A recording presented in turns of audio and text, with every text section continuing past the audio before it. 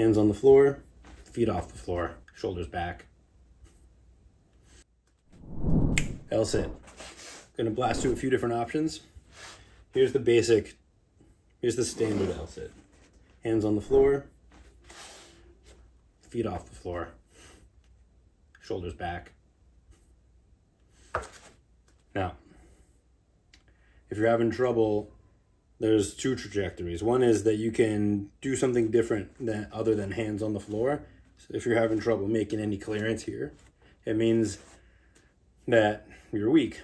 And it means that you're lacking in scapular depression, more specifically. Shoulder blades down. It gives me that space. Doesn't necessarily mean that your body is the wrong shape, your arms are too short, bad genetics. It just means you got to work on that scapular depression. So you're doing the right thing. However, in the meantime, you can use some dumbbells or some yoga blocks or some books to give yourself an assist.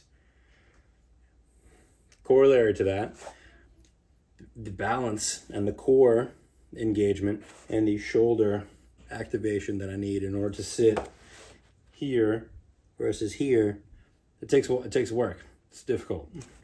So as you work towards that, you can do let's start with butt off the floor, feet still on the floor, little step. So now my butt's off the floor, and this would be the best place to start, especially if I'm still trying to get my shoulders to do this rather than sit like this, right?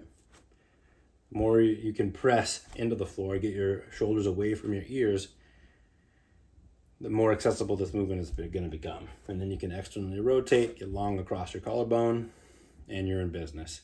Once you've got the step, L-sit leg raise, then you can step in and try your hand at float, tuck,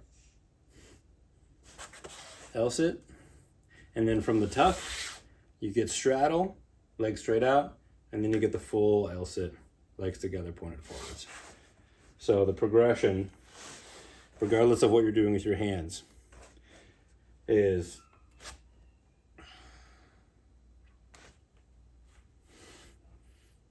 notice how my hips are far back, but not so far that I start to round. So I'm sending my hips back for balance, but I'm also lifting my chest and opening across my collarbone for just health of the shoulder joint. And then from here, step, tuck, straddle,